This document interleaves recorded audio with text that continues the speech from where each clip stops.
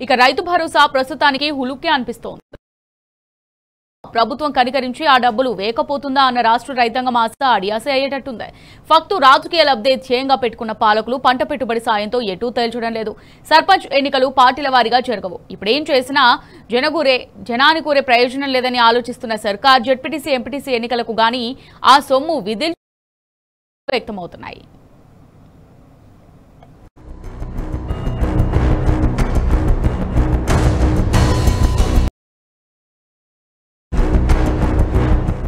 రేవంత్ సర్కారు అన్నదాతలపై వివక్ష చూపిస్తోంది. అన్నదాతలపై పగబట్టినట్లుగా ప్రవర్తిస్తోంది. ఈ 2 ఏళ్లలో కాంగ్రెస్ ఎన్నికలు రైతు భరోసా కింద వ్యవసాయదారుల ఖాతాల్లో డబ్బు వేసింది ముచ్చటగా 3 దఫాలు మాత్రమే. గత పార్లమెంటు ఎన్నికల సందర్భంగా కొందరు రైతులకు 4 ఎకరాల లోపు భూమి ఉన్న వాళ్లకు మధ్యలో ఒకసారి భరోసా సొమ్ము పడింది.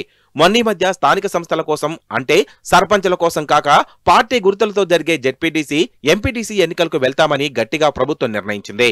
ఆ ఓట్లు దండుకునే వ్యూహంలో భాగంగా ఏకంగా 9,000 రైతుల ఖాతాల్లో డిపాజిట్ చేసింది.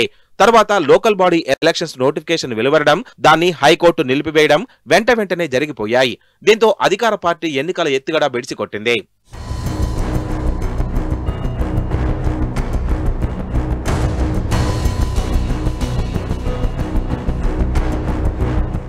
ఇదిలా ఉంటే స్థానిక సంస్థల ఎన్నికల్లో బీసీలకు 42% రిజర్వేషన్లు కల్పిస్తామన్న కాంగ్రెస్ ఎన్నికల హామీ కూడా పారని పాచికలా మారింది.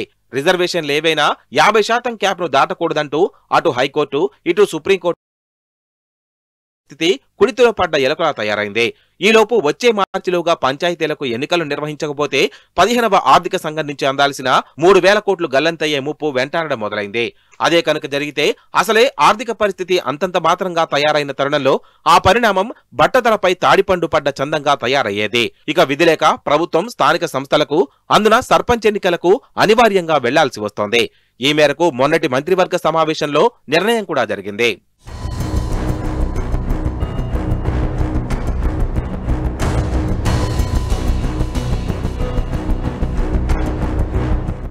ఇదంతా బానే ఉంది. కానీ రైతుల పరిస్థితే అగమ్య గోచరంలా తయారైంది. కనీసం స్థానిక సంస్థల ఎన్నికల పేరిటనైనా సర్కార్ పెద్దలకు రైతు భరోసా మరోసారి గుర్తుకు వచ్చి ఆ మొత్తాన్ని తమ ఆశ ఉత్తదే అయింది. ఫక్తు రాజకీయ లబ్ధి కోసమే వెంపర్లాడుతున్న కాంగ్రెస్ పాలకులు ప్రస్తుతం ఆ ఊసే ఎత్తడం లేదు. సర్పంచ్ ఎన్నికల తర్వాత పార్టీ గుర్తులపై జరిపే జెడ్పీటీసీ ఎంపీటీసీ ఎన్నికలప్పుడు చూద్దాంలే అన్న ధోరణి వాళ్లలో స్పష్టంగా కనిపిస్తోంది. అయితే ఆర్థిక సంఘం నిధుల రూపంలో ఖజానా అవసరాలతో ముడిపడి ఉన్న ఈ ఎన్నికల నిర్వహణలతోనే ఇంత జాప్యం జరిగితే జెడ్పీటీసీ ఎంపీటీసీ ఎలక్షన్స్ నిర్వహణ ఇంకెంత ఆలస్యమవుతుందో అన్నది సగటు రైతు ఆందోళన.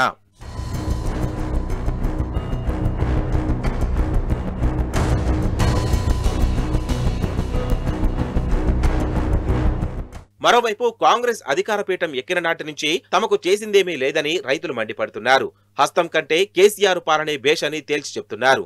కేసీఆర్ పాలననే కోరుకుంటున్నారు. బీఆర్ఎస్ పాలన ఉంటేనే బాగుండేదన్న అభిప్రాయం రైతుల్లో రోజురోజుకు బలపడుతోంది. ఇచ్చిన మాట ప్రకారం అన్ననాటి నుంచి బీఆర్ఎస్ ప్రభుత్వం ఏలుబడిలో ఉన్నన్ని రోజులు మొత్తం 11 దఫాలుగా 72,910 కోట్లు రైతు బంధు పేరిట కేసీఆర్ తమకు చెల్లించిన విషయాన్ని వ్యవసాయదారులు గుర్తు చేసుకుంటున్నారు. కాంగ్రెస్ గద్దెనెక్కిన ఈ 2 ఏళ్ల కాలంలో గట్టిగా పట్టుమని 15,000 కోట్లు కూడా పంట సాయం అందించలేదని రైతులు ఆగ్రహం వ్యక్తం చేస్తున్నారు.